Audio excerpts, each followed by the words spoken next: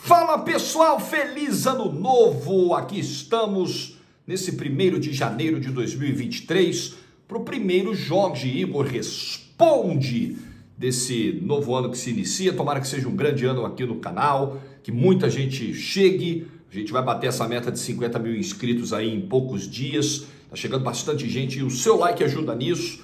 Cada curtida que você dá nos vídeos dá uma moral gigante para o canal. Quando você se inscreve aí, ativa o sininho. Quando você copia o link do vídeo, joga nos grupos aí, manda para a galera toda. Obrigado por tudo isso que você fez em 2022 e vai continuar fazendo em 2023. Sempre muito bom ter você aqui. Então já deixou o primeiro like do ano para mim? Vambora, dedão no like aí para esse Jorge Igor Responde. Hoje tem pergunta pra caramba.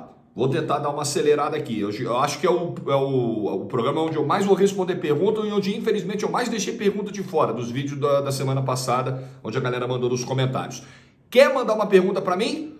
Quer aparecer aqui? Quer que eu responda? Então deixa nos comentários aí a sua pergunta sobre futebol, sobre carreira, sobre qualquer outro assunto. É só mandar para nós. Tomara que a sua noite de Réveillon tenha sido de boa. Se você exagerou um pouquinho, tá tudo rodando ainda e tá tranquilo. Deixa o vídeo rolando aí baixinho, não precisa nem ficar olhando para a tela não, dá aquela, né, situada, vai tomar uma aguinha, vai começar o ano aí. Eu sei como é que é. Minha noite de Réveillon foi bem tranquila. Tanto que eu já acordei, tomei aquele banho e já comecei a gravar logo aqui. Vamos lá então, vamos para as perguntinhas. Eu tô tentando achar aqui, porque quando eu sentei aqui para gravar, eu inverti a ordem. Tá, achei. Então vamos lá, tava com uma ordem de perguntas na cabeça, mas eu inverti. Eu vou começar com essa aqui, do Guilherme Floyd. Jorge, na sua opinião, por que os defensores não costumam bater tanto no Messi como batem no Neymar? É questão de ser firulento e o outro não? Vejo o Messi sempre com a bola, dominando o campo e ninguém parando ele com uma falta muito dura, diferente do Neymar, que sofre bastante pancada. Falo no sentido da intensidade das faltas e não na quantidade.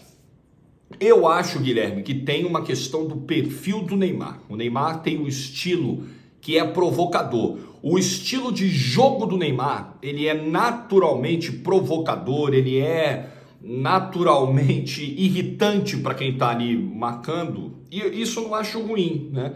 Essa coisa do Neymar reter a bola e tal, isso muitas vezes deixa ali o marcador naquela ânsia de eu vou pegar esse cara, esse cara tá prendendo, eu vou pegar esse cara. Mas além disso, eu acho que tem um pouco de postura do Neymar dentro do campo, sabe, assim, um guizinho, né? Porque rola muita provocação, é claro que o Neymar é provocado, mas o Neymar também provoca, né? Então eu acho que tem muito do perfil, o jeito do Neymar de tirar uma onda às vezes quando as coisas dão certo e tal, além do estilo de jogo. Então ele sofre muito por isso, na minha opinião. A gente não vê isso acontecer com o Mbappé, a gente não vê isso acontecer com o Messi, que você citou aqui. Então eu acho que é estilo de jogo e personalidade, perfil. Desagrada zagueiros, sim, deve rolar muita coisa assim de falatório, né? Muita coisa. Como os caras também devem ameaçar muito o Neymar. Vou quebrar, vou te pegar, nem vem, nem tenta e tal. Tem jogador que ouve isso, entra por um ouvido, sai pelo outro, o cara continua com o mesmo semblante fazendo o jogo dele. Tem jogador que ouve isso e quer retrucar, e quer responder, e às vezes responde com uma provocação ainda maior e tal. Eu acho que é um pouco o caso do Neymar, sim. Então eu acho que acontece muito por isso. E na França tem um agravante. Não há uma proteção. Os árbitros na França, eles são muito mais rigorosos quando o Neymar erra do que quando erram com ele. Então, quando o Neymar comete uma falta, a vontade do árbitro de levantar o cartão amarelo é uma coisa incontrolável. Assim, o bracinho dele, ele não consegue segurar. Quando alguém dá uma mãozada na cara do Neymar, como foi o último jogo do ano de 2022, mas veja bem. Então, eu acho que acontece isso também. Acho que existe uma antipatia na França, falando de onde o Neymar joga hoje, uma antipatia na França. Neymar nunca mostrou também muita identificação com o país, nunca mostrou muito interesse em falar o idioma dos caras, e o francês, ele dá uma importância gigantesca a isso. Então tem esse fator também, assim, o Neymar não parece ser um cara bem-vindo na França, né? E aí, quando o zagueiro percebe que o árbitro também não tem muita boa vontade com o Neymar, ele vai marretar, ele vai para dentro do Neymar, ele vai bater, ele não vai ter pena, né? Então, é ruim, é ruim. Acho que o Neymar criou um pouco isso para ele. Isso se reflete em várias coisas, tá? Isso se reflete nas críticas que o Neymar recebe na seleção, até mesmo quando ele não é o principal culpado. A gente percebe isso quando a corda sempre estoura, né, pro lado do Neymar, porque o Neymar criou um pouco essa imagem. Nas votações individuais, dos prêmios, do Bola de Ouro, The Best e tal, existe... Eu sempre falei isso aqui nos vídeos, sempre existiu na minha geração, que essa era está acabando, muito voto automático para Messi e muito voto automático para Cristiano Ronaldo. Eles sempre existiram, até quando não eram temporadas brilhantes. Aquela galera que, Messi ou Cristiano. E existe também o não voto automático do Neymar. O Neymar pode ter jogado pra caramba, os caras falam, nesse cara não. Ixi, Neymar, Deus me livre. O Neymar criou um pouco isso para ele, né? O estilo do Neymar, ele é 880, não tem como você ficar indiferente e ter meio termo ali com o Neymar. Ou você gosta muito do Neymar, ou você não suporta o Neymar. É a personalidade dele, tem o lado bom, claro, é uma marca mundial. Qualquer coisa que se fale sobre o Neymar repercute muito, qualquer vídeo que se faça aqui no canal sobre o Neymar tem uma audiência enorme, porque as pessoas gostam muito ou odeiam muito, e tem um lado ruim, por exemplo, de você ser perseguido em campo, por exemplo, de você ser considerado culpado por tudo de ruim que acontece, mesmo quando você não é o maior culpado, por você ter a sua vida olhada com lupa, por você fazer coisas que outras pessoas fazem, mas você toma pancada e os outros não, né? É a vida, é a vida. Pausa do vídeo, deixa eu te apresentar o Goal Crash, que fica dentro do site do apostaganha.bet. Tô mostrando esses joguinhos novos do site, né? Já mostrei o Spaceman, já mostrei o jogo do aviãozinho, que tem alguma semelhança até com o Goal Crash, você vai lembrar um pouquinho, né? Eu vou garantir aqui no 2x o levantamento automático, beleza? Beleza, uma aposta de 10 e uma de 40. Então você fica naquela tensão. 3, 2, 1, zerou o cronômetro. Vambora, coração vem na boca. Fica de olho no multiplicador, tem que bater o 2x para faturar. Então o jogo ele é emocionante também. Dentro do Aposta Ganha, começar 2023 botando um din-din no bolso. Meu Deus do céu, que coisa maravilhosa, né? Então vambora, o multiplicador tá indo lá pra cima, o lucro vai também. Coisa linda, esse é o apostaganha.bet. Meu Deus do céu, meu Deus do céu. Goal Crash, baita diversão, olha onde foi o multiplicador, mamãe do céu. Então, vou deixar, tá vendo o saldo lá embaixo, tá vendo o prêmio? Vou deixar o QR Code na tela do vídeo, vou deixar o link na descrição. Com responsabilidade, você pode botar um din-din extra no bolso para começar 2023 bem no apostaganha.bet. Goal Crash, hein? Goal Crash. Edilson Luiz da Silva, ele mandou essa pergunta no Natal, por isso ele desejou Feliz Natal. Obrigado, Edilson. O meu foi muito bom, o presente que me deu ao selecionar a minha pergunta. Que bom, Edilson. Então tá pintando de novo ele aqui. Vai outra então. Como você enxerga a importância do Galvão Bueno no esporte brasileiro? Lembro que ele colocou a Libertadores no calendário dos clubes daqui ao narrar o primeiro título do São Paulo na extinta OM do Paraná. Edilson, Pelé dos narradores, né? Eu acho que foi o Galvão Bueno. E essa semana da morte do Pelé a gente falou muito dessa coisa do Pelé ser a referência do melhor de cada área. Então quem é o Pelé do jornalismo, quem é o Pelé da música, quem é o Pelé, enfim, de qualquer área, o Pelé da medicina, porque o Pelé virou essa referência. Então o Galvão, ele para mim, ele foi o maior narrador de todos os tempos da televisão brasileira. E acho que dificilmente ele vai ser superado, até porque ele viveu uma era onde ele tinha os principais eventos.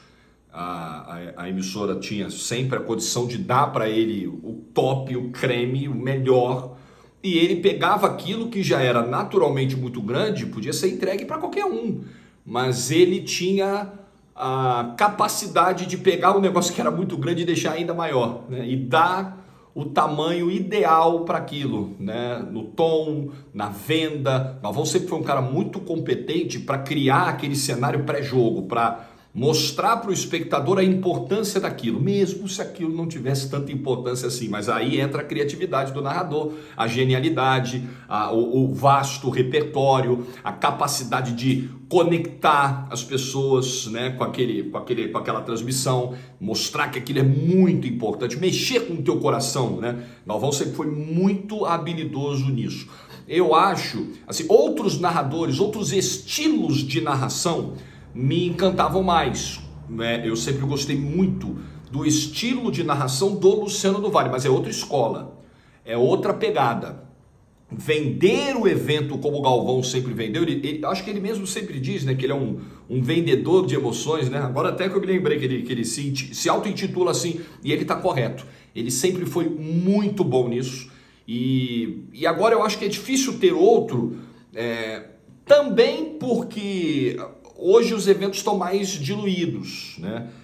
Hoje a força de outras empresas, ela aumentou, então você tem muita concorrência, você tem outro, a gente está passando também por uma transformação de linguagem, tem o fator internet, tem uma galera falando para um outro tipo de público com uma linguagem muito mais jovem, pegando uma outra geração, então aquele estilo de transmissão tradicional, ele ainda cabe, mas ele precisa passar por adaptações, e essas adaptações estão correndo, essas mudanças estão ocorrendo com muita velocidade, porque a internet acelera isso. Então eu acho que a gente vai viver tempos diferentes. Eu acho que daqui para frente a gente vai ter na narração esportiva vários caras se destacando. Bons, eu não sei se vários, mas não vejo um grande destaque. Eu acho que nós vamos ter gente muito boa, né, na Globo, na TNT Esportes, na Band, na ESPN, no Sport TV, nas plataformas digitais, fazendo jogo na Twitch e tal. A gente vai ter uma galera muito boa, né, cada um pegando um determinado evento e transformando gigante e tal, e muita gente, independentemente da linguagem, mais tradicional, mais quadradinha, mais jovem, mais bem-humorada, mais react e tal, independentemente disso, todo mundo vai beber um pouco da fonte do Galvão. Todo mundo sabe que para uma audiência ser construída, a venda do evento é muito importante. E a venda do evento não é só colocar uma chamada no intervalo da programação, no intervalo do jornal, no intervalo da novela, não é só colocar um post no Instagram. A venda cabe muito ao narrador. Abriu a transmissão, mostrou a carinha do narrador, mostrou o estádio, ele é que vai ser o cara com a responsabilidade de atrair gente, das pessoas passarem por ali e não irem embora, passarem, ficarem, chamarem outras, tuitarem sobre aquilo, né? Interagirem com o evento, ampliando o alcance. O narrador é esse mestre de cerimônias aí, vai continuar tendo essa importância, e o Galvão ele mostrou muito para toda uma classe, para toda uma geração de narradores que veio depois, a importância de ser esse vendedor. Para mim, o maior nome de todos os tempos. Tenho muito respeito pelo Galvão Bueno, por toda a trajetória que ele construiu. Munir Arif: Jorge, o que acha de Renato Gaúcho na seleção? Detesto a ideia. Não acho que o Renato Gaúcho tenha perfil para treinar a seleção brasileira. Acho que a seleção brasileira é um cargo, como eu disse até em outro vídeo aqui, depois da queda do Brasil na Copa do Mundo, ela requer uma habilidade também de relacionamento, de relações interpessoais, de dominar o bastidor político. Eu não acho que isso seja necessariamente bom não, tá? Não estou dizendo que isso é maravilhoso não, mas as coisas são assim na CBF. Eu acho que além do Renato não ter essas ferramentas, essas capacidades, eu acho também que seria um recado muito ruim. Um treinador que prega o não estudo, o desleixo e tal, levar as coisas no vamos lá, eu acho que é um recado muito ruim você levar esse cara, alçar esse cara ao posto mais alto da carreira de um técnico que é treinar a seleção brasileira. Acho péssimo. Como recado também para toda uma geração, para jovens e tudo mais, para o mercado, eu acho que seria muito ruim. E o Renato, ele é estudioso, ele se prepara para os jogos, ele sempre teve staffs que o entregavam materiais muito detalhados dos adversários, só que ele ia para a coletiva e pregava o contrário, ele queria cultivar esse personagem. E eu não acho que esse personagem caiba na seleção brasileira. Acho que são coisas antagônicas. Eu não gostaria. Não acho que o Renato ele seja um técnico medíocre. Não, o Renato é um bom técnico na realidade dos treinadores brasileiros, na comparação com os outros treinadores aqui do Brasil. Renato já fez excelentes trabalhos no Grêmio, no Vasco da Gama, excelentes trabalhos, a gente pode listar alguns aqui. No Flamengo, o último grande trabalho em termos de repercussão, esse já não foi um bom trabalho, mas o Renato é um bom técnico, só que além de eu não enxergar no Renato um perfil para assumir um cargo desse tamanho, também acho, como já disse em outros vídeos aqui, que os treinadores brasileiros hoje estão um degrauzinho abaixo dos treinadores europeus, e eu buscaria os melhores do mercado. Se os melhores estão no Brasil, eu busco. Se os melhores estão na Argentina, eu busco. Na França, em Portugal, eu vou atrás dos melhores treinadores. Simples assim, independentemente da nacionalidade. Não gostaria de Renato na seleção, nem hipótese alguma. Sávio Marques, hello Jorge, tudo beleza? Beleza, Sávio. Pergunta aleatória, qual disciplina tu mais gostava de estudar e a que tu queria à distância? Semana passada eu falei aqui que eu tinha horror a matemática. Eu ficava todos os anos, eu fiquei do antigo ginásio, que agora é do sexto ao nono, né? A minha era quinta, oitava. Eu fiquei em recuperação em 3 dos 4 anos, de quinta a oitava série, em matemática. Só em matemática, só. Eu não tinha dificuldade com nenhuma outra matéria. Eu adorava português. Eu já tinha nota para passar de ano em português na metade do ano, praticamente. Português, redação, literatura, geografia. Eu me lembro desde molequinho, os mapas me encantavam. Aí teve uma competição uma vez, não lembro que ano foi, de acertar as capitais dos respectivos estados do Brasil. Era dar um soco na mesa e respondia. Quem desse o soco primeiro respondia Amapá, pum, Macapá. Rondônia, pum, Porto Velho. Alagoas, pum, Maceió. Goiás, pum, Goiânia. E aí eu ganhei isso aí de lavada, assim, mas muito molequinho, porque eu adorava mapas, países, capitais, continentes e tal. Então, português e geografia, sempre curti muito. Matemática, um horror. Era o meu pesadelo, era um desespero. Era o pesadelo da minha mãe, que tentava me ajudar, me ensinar, me colocou em professora particular. Eu passava, no final, na recuperação, eu passava. Mas era um desespero, gente, assim, era um pacto. E eu não tive metade disso com o Gustavo aqui. Eu contei que teve uma vez que ele ficou no sexto ano, eu acho, em recuperação, porque ele foi levando ali na flauta, tá tranquilão. No final, eu consigo a nota para passar. Se ferrou. Chegou na recuperação precisando tirar 10. O filho da mãe tirou. Ele sempre foi bom em matemática. Totalmente o oposto de mim. Eu não sei como é que vai ser a Caroline. Ai. Vamos ver. Obrigado pela pergunta aí, meu velho. Youssef, Jorge, sobre Haaland e Mbappé, você acha que o Haaland ainda pode ser historicamente superior ao Mbappé, considerando que o francês já tem uma Copa do Mundo, um vice, uma artilharia, hat-trick em final e o cara que mais fez gols em finais de Copa do Mundo? Pois o Haaland não tem uma seleção que ele possa ajudar a ganhar uma Copa do Mundo, por exemplo. Talvez, Youssef, a gente veja um fenômeno com essa semelhança, e talvez as semelhanças parem por aí, mas talvez exista essa semelhança no que diz respeito a Messi e Cristiano Ronaldo, um ter uma Copa do Mundo e outro não. Acho que as chances do Haaland são mínimas, são menores até do que eram as chances do Cristiano Ronaldo de ser campeão do mundo por Portugal, porque, nossa, é a Noruega, sabe? É bem inferior tecnicamente, não tem uma geração, pelo menos eu não vislumbro para daqui a 3 anos e meio, por exemplo, uma grande geração como teve a geração portuguesa. Portugal, no ciclo de preparação para o Catar, de fato trabalhou para ser campeão do mundo, sonhou, é porque o treinador não conseguiu extrair o melhor do time e tal. Cristiano Ronaldo, lamentavelmente para Portugal, não chegou nessa Copa do Mundo no seu auge, teve problemas, perdeu pré-temporada, tudo isso. Mas ao longo desses 4 anos e meio, Portugal de fato sonhou com o título. O povo português falava, poxa, dá para pensar no título do Catar. A gente aqui, em vários momentos, a gente lá na TNT Esportes transmitiu todos os jogos de Portugal, eliminatória, Nations League, amistosos e tudo mais. A gente via o potencial desse time e projetava, olha, dá, hein? Esse time vai brigar. Não brigou. Eu acho que na Noruega a gente não vai falar nem isso, assim, em nenhum momento. Isso é ruim para o Haaland. Mas o Haaland, a tendência é que o Haaland empilhe várias, assim como o Mbappé, e role até uma alternância, bolas de ouro, prêmios The Best da FIFA, chuteiras de ouro, artilharias por diferentes competições, quebrando recordes de gol da Premier League. Eu acho que o Haaland vai ser uma coisa assim gigantesca, assustadoramente gigantesca, precoce, atingindo marcas muito mais cedo do que os seus antecessores atingiram. Eu acho que o que vai pegar aí muito é a Copa do Mundo, porque a Copa do Mundo ela alça, né, o jogador a um outro, ela coloca o cara num outro lugar do ponto de vista histórico. Mas eu acho que eles vão dominar o futebol mundial. Eu acho que o Haaland tem tudo para ser um dos grandes caras dessa geração, mas é muito mais provável que daqui a 3 anos e meio o Mbappé ganhe outra Copa, por exemplo.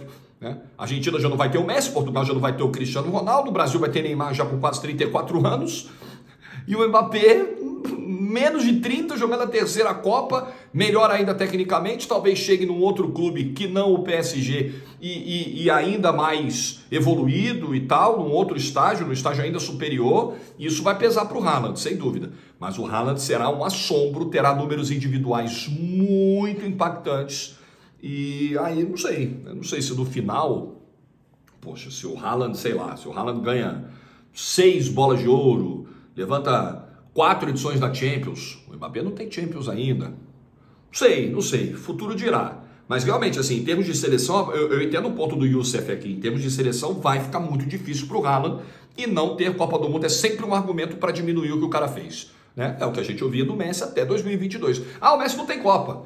Pô, mas o Messi já ganhou 7 bolas de ouro. Ah, mas o Messi não tem Copa. Pô, mas o Messi é um dos maiores jogadores de todos os tempos. Ah, mas o Messi não tem Copa. Pô, mas o Messi é genial. Ah, mas o Messi não tem Copa, né? Vão falar isso do Haaland? Se isso acontecer, eu não tenho dúvida. Eu não tenho dúvida. Sempre quando você quer desmerecer alguém, se rolar de novo uma competição, como rolou Messi e Cristiano Ronaldo, dos fãs, né? Messi, os fanboys estão, nossa, os do Cristiano, eles estão loucos, inclusive.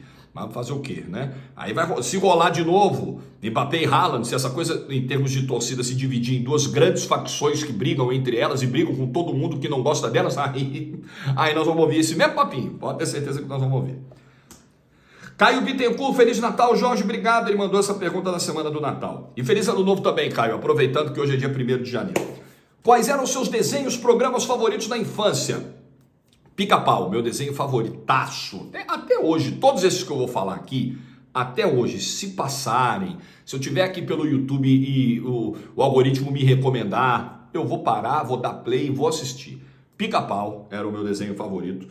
O Fantástico Mundo de Bob era sensacional. Era um menino que tinha uma imaginação muito fértil e o pai dele, ele aparecia no desenho como desenho e como ator, como humano. Era muito legal. O desenho interagia com o ator humano. Puta, era maravilhoso. Passava no SBT, Pica-Pau também. Papaléguas e Coiote, como eu gostava daquilo. Popeye, que mais? Tom e Jerry, Pernalonga e Patolino. Todos esses desenhos eu cresci assistindo no SBT. Muppet Babies, nossa, esses dias eu estava conversando com a Paola do Muppets, porque teve um canal nostálgico aqui do YouTube que me recomendou um vídeo com 500 episódios de Muppets aí. Aí eu tava falando com ela, pô, Muppets era legal, me amarrava no animal e tal. Aí ela falava, pô, eu também gostava, eu ficava assim, baixada assim na tela, olhando a televisão de baixo para cima para ver se eu enxergava a cara da Babá, que era a personagem que cuidava dos meninos e ela só aparecia da cintura para baixo, né? O rosto da Babá sempre foi um mistério. E programas infantis, 3 programas infantis me marcaram muito. O Rá-Tim-Bum e o Castelo Rá-Tim-Bum. E o Castelo Rá-Tim-Bum são 90 episódios, estão todos aqui no YouTube e a minha filha já assistiu 80 comigo. Eu fiz ela assistir a série inteira e quando terminar nós vamos ver tudo de novo. Programa altamente educativo, lúdico, uma das melhores produções já feitas no Brasil para crianças foi o Castelo Rá-Tim-Bum. Então eu recomendo que você coloque seu filho e sua filha para assistir. Tem tudo aqui no YouTube, procure, é maravilhoso. E o Chaves, que esse eu vejo até hoje, vejo com ela também. É um programa que tem algumas ressalvas que a gente precisa fazer a pensamentos e comportamentos da época, dos anos 70, que hoje não se aplicam mais, mas é um programa que transmite, apesar de toda a sua simplicidade e tal, transmite alguns valores muito importantes, muito bonitos, sobre generosidade, sobre caráter, né? Então é um dos maiores programas, sem dúvida, de todos os tempos. E atravessa gerações. Eu continuo vendo e meu filho assistia por minha influência, Caroline assiste, porque eu também tento influenciar muito. E recomendo também, assistam o Chavinho, que adorava o Pelé, hein? Adorava o Pelé. Inclusive tem um marcante episódio do Chaves e toda a turma da vila, toda que estava ali no episódio, né? Porque não tinha o Kiko nesse episódio. Tinham todos menos o Kiko, né? Tinha Chiquinha, Seu Madruga, Dona Florinda, o professor Fales aparece, o Seu Barriga, a Dona Clotilde, tinham todos, e o Chavinho, menos o Kiko, que eles vão no cinema ver o filme do Pelé, mas é maravilhoso, maravilhoso. Chaves era vários momentos do Chaves, o Chaves tá jogando bola na vida, ele tá jogando com aquela coisa do moleque que joga e narra, e aí ele grita, gol de Pelé! O Chaves foi gravado nos anos 70, o Pelé tinha acabado de ganhar uma Copa do Mundo no México com o Brasil, Então era uma tempestade perfeita, né? E o Bolanhos era fãzaço de futebol e do Pelé. Por isso várias citações ao Pelé ocorreram na série aí ao longo de várias temporadas. Theo Souza.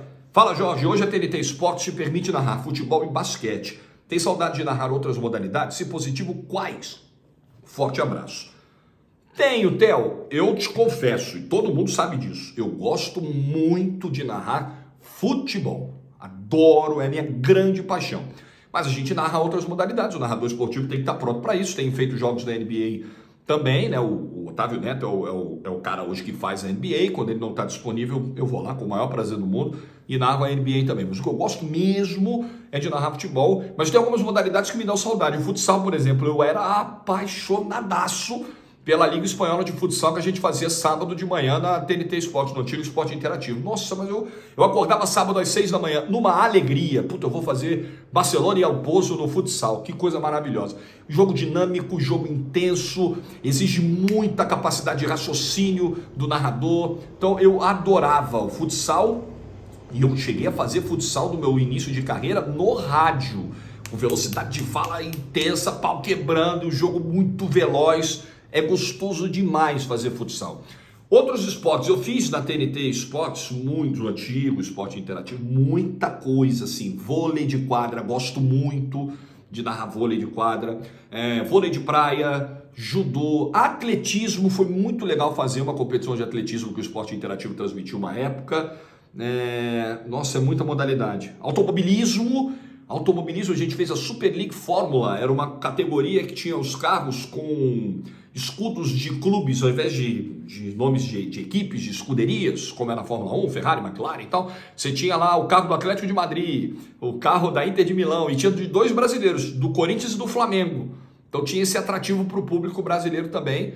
E eu fiz as transmissões com o Gustavo Coelho, que trabalhava com a gente lá em uma outra área da empresa, e era um louco por automobilismo, sabia tudo, e foi um prazerzaço trabalhar com ele e fazer automobilismo também. Automobilismo eu curto bastante, é um que eu teria muita vontade hoje de fazer. Automobilismo é bem legal, automobilismo, atletismo e futsal principalmente. Esse me bate uma saudade, Theo, meu Deus do céu, adoro. Daniel Queiroz, fala Jorge, meu amigo, Cacilhas na área de Boa Vista, Roraima, grande Cacilhas.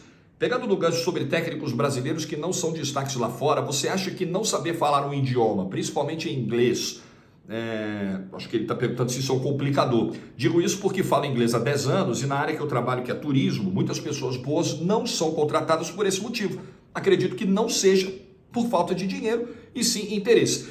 Daniel, eu não acho que é só isso.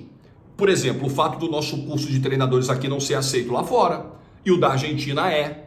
Precisamos entender o porquê, precisamos atacar esse problema. O fato dos nossos treinadores não mostrarem muita variação tática, basta ver o que foi o Brasil na última Copa, basta ver o que foram as duas últimas eliminações do Brasil, com o técnico brasileiro que não conseguiu entender o que a Bélgica estava fazendo e o que a Croácia estava fazendo.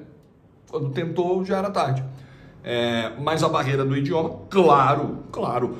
Gente, o Pep Guardiola, e aí eu até citei aqui o Neymar não dar entrevistas em francês, não aparentar dominar o francês até hoje, mesmo jogando há tanto tempo no PSG, mas falando de treinador. O Pep Guardiola, assim que assumiu o Bayern de Munique, uma das primeiras coletivas do Pep Guardiola, que é espanhol, que estava no Barcelona, trabalhando anos, até então ninguém sabia se ele falava alemão, se ele não falava alemão. Uma das primeiras entrevistas do Guardiola no Bayern de Munique foi num alemão tão fluente que assustou todo mundo.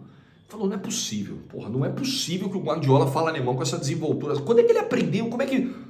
Provavelmente o Guardiola, a partir do momento que ele acertou com o Bayern de Munique, e esse acerto acho que ele foi divulgado 6 meses antes, né, que é até um negócio de praxe por lá, ele deu um gás no estudo do alemão. Se ele já falava alguma coisa do idioma, certamente ele aprimorou e ele chegou no Bayern falando com a imprensa local, falando com os funcionários do clube, com os jogadores alemães do clube, com máxima desenvoltura. O treinador precisa, se você quer ter uma carreira fora do país, é obrigatório. Tá, você vai trabalhar com tradutores, isso não é problema. Não se comunicar, se você não souber o idioma, Não se comunicar não é um problema, você vai se comunicar. Você vai ter um tradutor, você vai ter um aplicativo de tradução, tudo bem, tudo bem.